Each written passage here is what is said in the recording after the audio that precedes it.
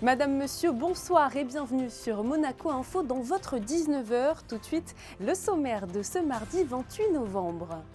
La dernière conférence de presse de la jeune chambre économique de Monaco s'est tenue ce matin même, l'occasion d'aborder une thématique toute particulière, celle du sport comme vecteur d'attractivité. Plus d'informations à découvrir dans un instant. La saison 2023 de Formule 1 vient de se terminer ce week-end à l'occasion du dernier Grand Prix à Abu Dhabi. Red Bull et Max Verstappen sont sacrés champions du monde. Alors, quels grands enseignements doit-on tirer de cette saison? La réponse avec notre invité, le journaliste Eric Bilderman. Le restaurant municipal de Monaco vient tout juste de recevoir la certification Mon Restaurant Responsable. Une belle distinction pour une cuisine plus saine et plus durable. Reportage à suivre dans ce journal. Le peuple arménien fait face ces derniers mois à un nouvel exode. Pour nous parler de la situation que vit la population sur place, nous recevrons dans ce journal Tigran Yegavian, un spécialiste de l'Arménie, qui sera d'ailleurs en conférence cette semaine au diocèse de Monaco. Troisième et dernier jour de visite officielle du prince Albert II en Malaisie. Place au volet environnemental aujourd'hui avec la découverte des centres nationaux de conservation des tigres malaisiens et des éléphants d'Asie. Accompagné par Sa Majesté le roi Abdullah Shah, le prince souverain a pu apprécier tous les efforts de la Malaisie pour protéger sa diversité. Sur place, Yannick Debever et Sylvain Péroumal.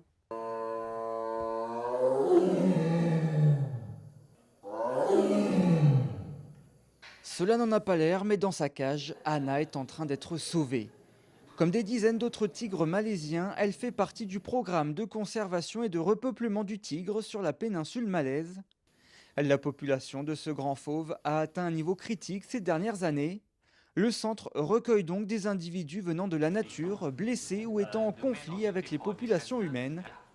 Le Malayan Tiger Conservation Center s'occupe également de recueillir les tigres provenant des eaux dans le but de les réintroduire dans la nature en les éduquant à l'état sauvage. As we know, in 1950, there are about 3,000 individuals of tiger in Peninsula Malaysia, but due to the logging and forest loss, due to the development, based on a national survey that we have done in 2000, 2060 until 2020, we found out that the population is now decreased into 100, less than 150 individual for nowadays. We are facing a critical moment. Yeah, that's why we need to do a lot of effort to increase the population of tiger in the wild. Pays qualifié de méga divers pour sa biodiversité exceptionnelle, la politique malaise est très portée sur l'environnement. À quelques centaines de mètres du centre de conservation des tigres, ce sont les éléphants d'Asie qui ont droit eux aussi à un traitement spécifique. Créé en 1989, le centre Kuala Ganda abrite une dizaine d'individus victimes eux aussi de l'activité humaine. Après un petit défilé, le prince souverain et Sa Majesté le roi ont pu se retrouver au plus près de ces animaux majestueux pour un moment privilégié.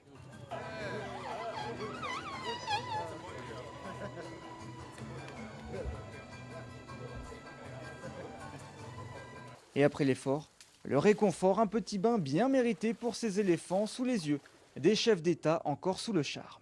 Cette excursion marquait la fin de la toute première visite officielle d'un chef d'État monégasque en Malaisie.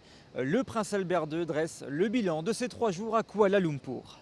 Écoutez, un bilan tout à fait positif, car même si j'étais déjà venu en Malaisie, même si il y avait déjà des liens, non seulement avec la famille royale, mais avec différents acteurs économiques, je crois que c'était important de non seulement d'ouvrir ce consulat, finalement, je dirais, parce que ça fait quelques années que nous cherchions à ouvrir un consulat ici à Kuala Lumpur. Et notre nouveau consul, Dato Srinaresh, est quelqu'un de très dynamique et de très volontaire et qui, j'en suis sûr, va très bien représenter la principauté et va faire avancer beaucoup de dossiers que nous avons pu initier. Et puis, bien sûr, cet accueil extraordinaire que la délégation et moi-même avons reçu ici, cette très belle cérémonie de visite officielle, cette grande générosité et gentillesse de la part de Sa Majesté le Roi et de toute sa famille m'ont beaucoup touché et je crois ont touché l'ensemble de la délégation. Et puis ces visites tout à fait extraordinaires de ce centre de réhabilitation des tigres et de ce sanctuaire des éléphants eh bien, prouve bien là aussi que le grand intérêt que portent les Malaisiens à leur nature, à des espèces emblématiques de leur pays, mais aussi d'Asie. Et donc, qu'ils ont à cœur aussi de protéger certaines zones, de les sanctuariser et de faire ce qu'il faut faire en matière de protection de milieux naturels pour être tout à fait en adéquation avec ce qui se passe ailleurs, puis avec ce que nous essayons de promouvoir aussi à la Fondation. Mais je crois que c'était important aussi d'initier ce dialogue.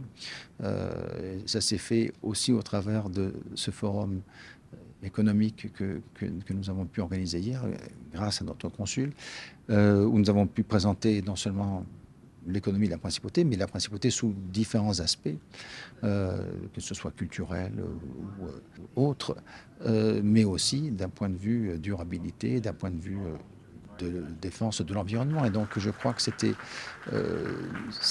très très positif. Il y a déjà eu de très nombreux contacts. Il y a déjà de très bonnes idées de coopération dans différents domaines, mais bien sûr aussi avec la Fondation. Et donc je suis sûr que nous allons développer encore ces relations davantage à l'avenir. Justement, par rapport à ces relations et ces contacts, finalement, cette visite officielle, c'était entre diplomatie, économie et écologie, si l'on peut dire cela comme ça. Comment est-ce que vous jugez le rapprochement entre Malaisie et Monaco ? C'est facile, je dirais, quand vous parlez avec des gens qui partagent les mêmes préoccupations et les mêmes valeurs, même si la Malaisie et la principauté sont de cultures assez différentes, sont de taille très très différentes, mais je crois qu'ils ont le souci de bien s'intégrer à la communauté internationale toujours et d'être aussi ouverts sur le monde, ce que nous essayons d'être à Monaco. Et donc je crois que, comme je le dis, nous allons certainement trouver... C'est pour ça que nous avons laissé le champ assez ouvert de possibilités de coopération, que ce soit en économie, que ce soit en culture, que ce soit en sport, que ce soit en environnement.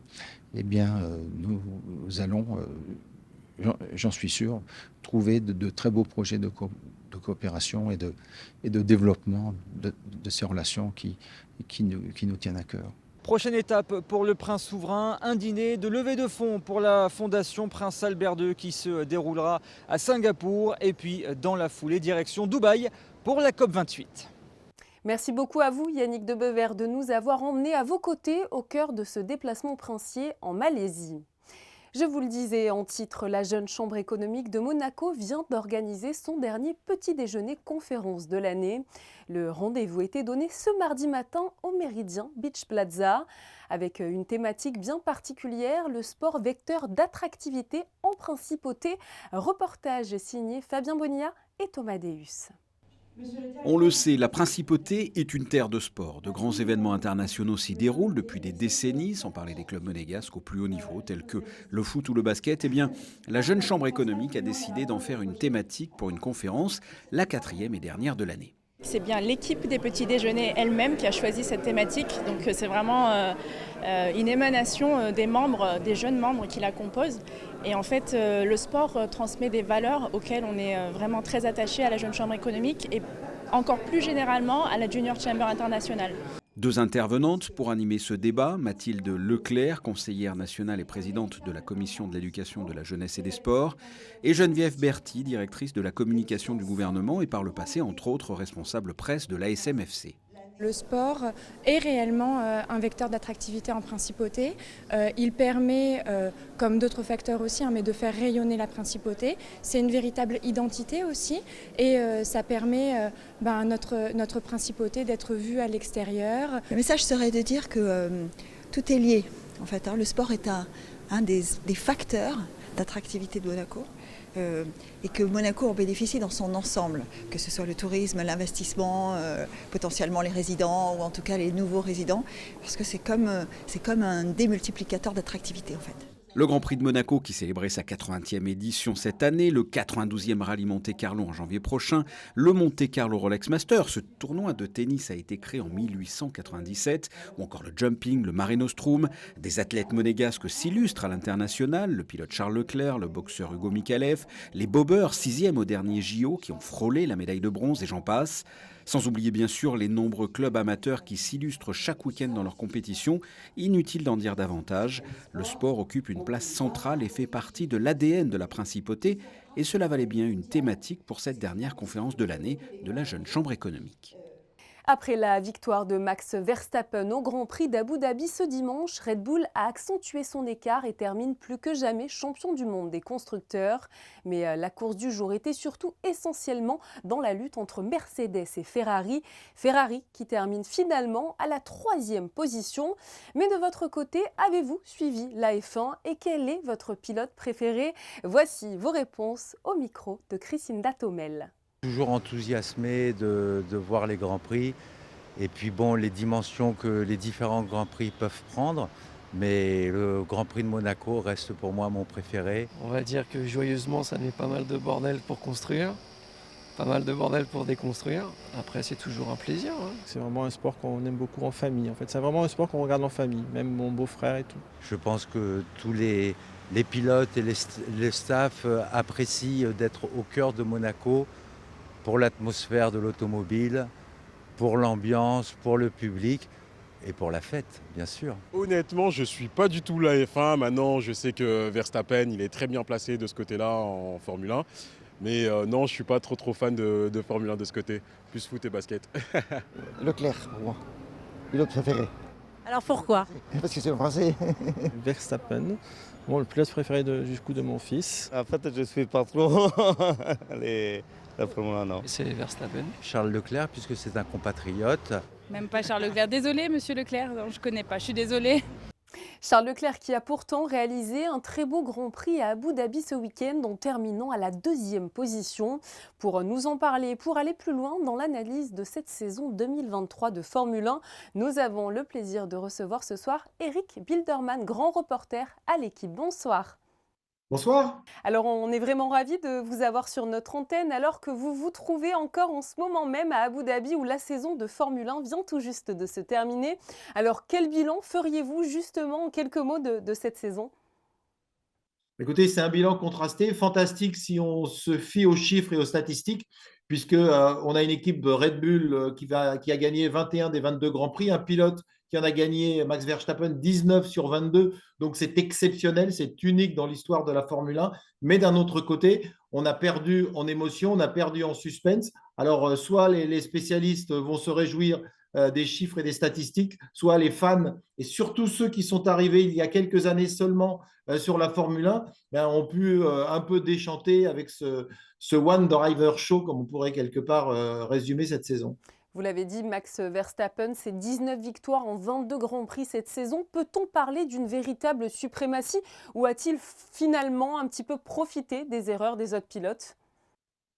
Non, je crois qu'en fait, avec le changement de réglementation début 2022, on a vu qu'une seule équipe avait réussi à parfaitement interpréter le nouveau règlement, c'est Red Bull. Toutes les autres équipes ont eu des difficultés, soit au niveau de l'aéro, quelques-uns également au niveau des moteurs. Mais quoi qu'il arrive, de toute façon, à partir du moment où la réglementation est figée jusqu'à la fin de la saison 2025, l'avantage qu'a pris Red Bull, eh bien, leur permet quelque part d'asseoir leur domination parce qu'ils travaillent dans la sérénité, puisque quand ils développent leur voiture, ils la développent en sachant qu'elle est bien née, alors que les autres doivent repenser totalement parfois le concept, comme Mercedes, comme l'a fait également récemment Aston Martin ou McLaren. Et avec un budget limité, vous ne pouvez pas malheureusement totalement effacer les erreurs que vous avez commises pour repenser une voiture à 100%.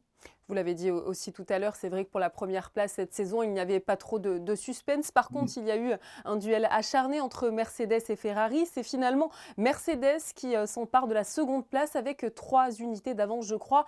Charles Leclerc a pourtant tout tenté, notamment à la fin de ce Grand Prix d'Abu Dhabi.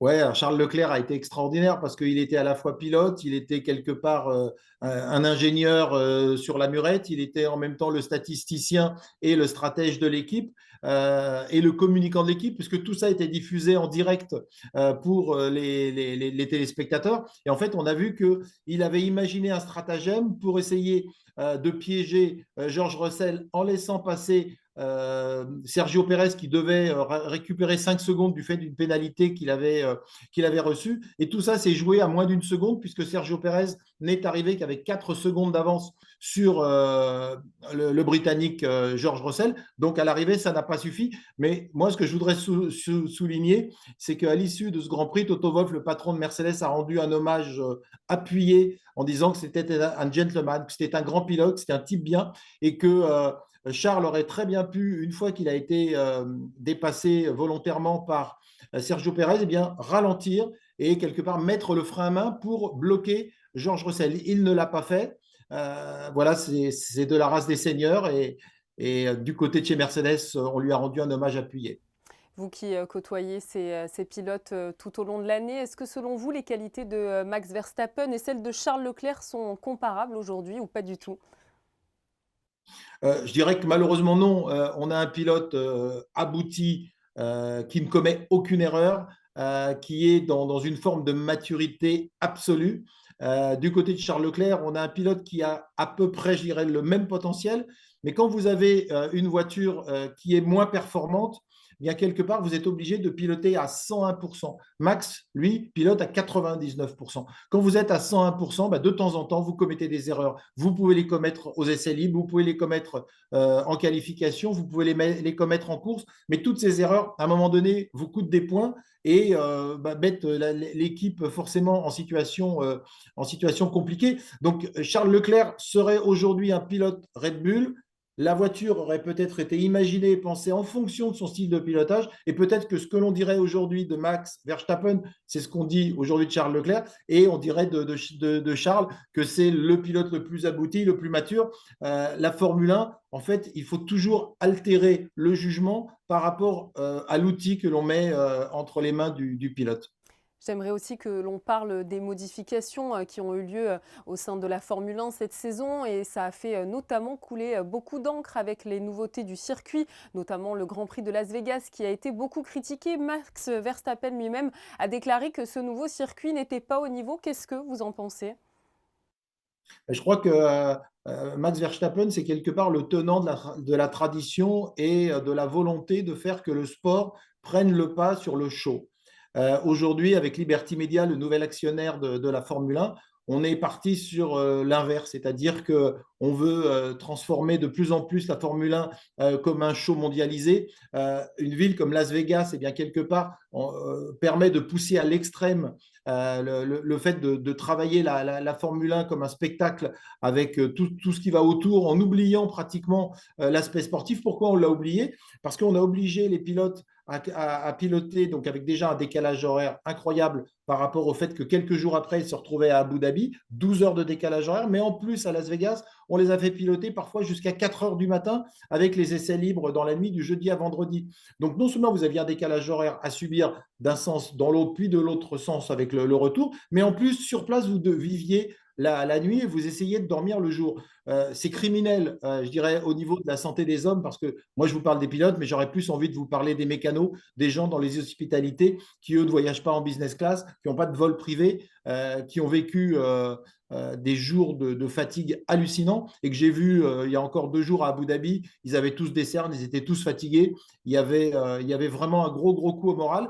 Donc, si on enlève le côté chaud, si on met des horaires un peu plus normaux, eh bien, quelque part, ce Grand Prix a sa place au calendrier. Pour conclure, en tant que spécialiste et passionné que vous êtes, qu'espérez-vous voir la saison prochaine ? Ah bah, malheureusement, je pense qu'on va voir la même chose. On va avoir une domination de Red Bull. Alors, ce que j'espère, c'est que Ferrari, Mercedes, McLaren, Aston Martin, les équipes qui cette année ont progressé et ont disputé entre elles un championnat passionnant, eh bien, quelque part progressent un petit peu pour venir mordiller les chevilles de Max Verstappen. Et puis, en tant que Français, j'ai envie de voir Alpine revenir après une saison très difficile. Ils sont passés de la 4e à la 6e place au championnat. Et ça serait bien avec Esteban Ocon et avec Pierre Gasly, qui d'ailleurs est un grand ami de Charles Leclerc, bien de voir les Français briller comme le Monégasque. Parce que quelque part, c'est les 3 pilotes pour lesquels on a et on partage tous ensemble une émotion particulière. Merci beaucoup à vous, Eric Bilderman, d'avoir répondu à toutes nos questions sur Monaco Info. Merci à vous. Ce mardi, la mairie de Monaco a officialisé la nouvelle certification de son restaurant municipal avec le label Mon Restaurant Responsable, obtenu par la Fondation pour l'Homme et la Nature. Marjorie Crovetto, en charge du cadre de vie, de l'environnement et du développement durable de la ville, a porté ce projet. Elle présente au micro d'Anaïs Rieu ses engagements en faveur de la lutte contre le gaspillage alimentaire et la protection de l'environnement. Il va y avoir beaucoup de bonnes pratiques qui vont être instaurées au restaurant municipal. Donc il faut savoir quand même que ces pratiques sont déjà en cours depuis un moment. Donc, parce qu'aujourd'hui c'est vraiment la concrétisation justement de cette restructuration du restaurant qui a été impulsée depuis pas mal de temps. Donc en fait ce qui va changer c'est ce que vous avez dans l'assiette, puisqu'il y aura vraiment des produits locaux, aussi l'introduction d'un pourcentage de bio plus important, avec des repas équilibrés aussi, puisque les menus sont élaborés avec le chef du restaurant municipal, mais également avec la nutritionniste de la mairie. Donc vraiment, le personnel aura des repas de plus grande qualité et aussi plus équilibrés. Donc on a eu la chance de rencontrer justement la mairie d'Antibes, donc ils sont venus justement aussi visiter notre restaurant, nos cuisines et tout. Et donc c'est grâce à leur retour qu'on a vraiment souhaité également s'engager. Donc dans cette démarche vraiment qui est manger mieux et aussi protéger la planète. Pour nous aujourd'hui, c'est vrai que c'était une démarche qui nous tenait vraiment à cœur, donc on est vraiment très fiers d'avoir ce label. Et je pense que c'est aussi important toujours parce que nous on veut toujours montrer l'exemple, montrer qu'on peut améliorer les choses. Et donc voilà, d'avoir ce message auprès de notre personnel municipal, c'est très important. Et en plus, ils jouent toujours le jeu vraiment avec beaucoup de cœur. Et donc notamment aussi tout le personnel du restaurant municipal que je remercie aussi pour leur implication au quotidien parmi ces thèmes importants comme le développement durable. Ce jeudi 30 novembre, une conférence intitulée « Arménie, peuple en danger de mort » se tiendra au diocèse de Monaco. Un titre fort qui n'est pas sans évoquer l'actualité du moment. Après une offensive des forces de l'Azerbaïdjan le 19 septembre dernier, les Arméniens ont été contraints à l'exode. Une fuite vécue comme une nouvelle tragédie par le peuple et qui s'inscrit dans un conflit séculaire marqué par le génocide de 1915. Pour nous en parler ce soir, Tigran Yegavian, spécialiste de l'Arménie, qui interviendra justement ce jeudi lors de la conférence. Bonsoir à vous. Bonsoir. Alors, avant d'aborder précisément la conférence qui aura lieu au diocèse de Monaco ce jeudi, pouvez-vous nous expliquer ce qu'il se passe en ce moment même pour le peuple arménien ? Le peuple arménien, malheureusement, renoue avec la tragédie parce qu'au mois de septembre dernier, il s'est produit l'irréparable, c'est-à-dire un nettoyage ethnique parfait dans l'indifférence pratiquement quasi générale, puisque le Haut-Karabakh, cette région qui était déjà victime d'un blocus qui l'étouffait complètement encerclé par l'Azerbaïdjan, le Haut-Karabakh a capitulé, a été complètement anéanti, annexé par l'armée azerbaïdjanaise qui donc espérait vraiment pouvoir en finir une fois pour toutes avec la présence de cette population arménienne autochtone, profitant d'un contexte géopolitique qui lui est favorable, c'est-à-dire l'affaiblissement relatif de la Russie qui est occupée avec la guerre en Ukraine, l'armée russe qui était censée être garante du cessez-le-feu et de la protection des civils arméniens, et de l'évolution en fait du contexte régional, la Turquie aussi qui fait avancer ses pions et le fait que nous vivons un vide sécuritaire. Donc les Arméniens souffrent énormément d'avoir perdu un berceau, un bouclier.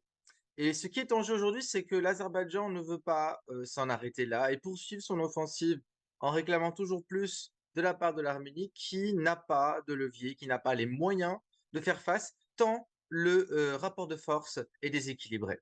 Vous l'avez dit, l'Arménie qui ne peut plus compter aujourd'hui sur son allié historique qui était la Russie. Trouver de nouveaux alliés, c'est une nécessité aujourd'hui, d'autant plus que vous l'avez dit, ce petit pays du Caucase est sous la menace d'une nouvelle attaque peut-être de Bakou.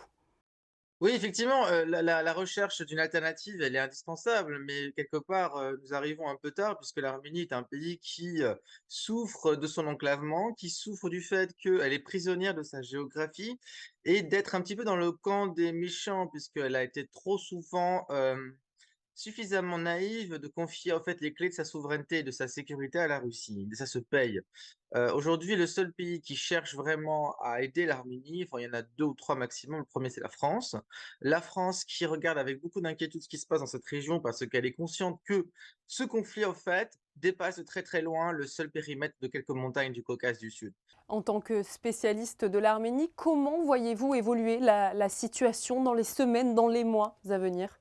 Je crains une offensive militaire à l'Azerbaïdjan pour couper l'Arménie en deux, c'est-à-dire la couper de sa frontière avec l'Iran, là où l'Arménie est la plus sensible, la plus vulnérable, parce qu'il n'y a pas de profondeur stratégique.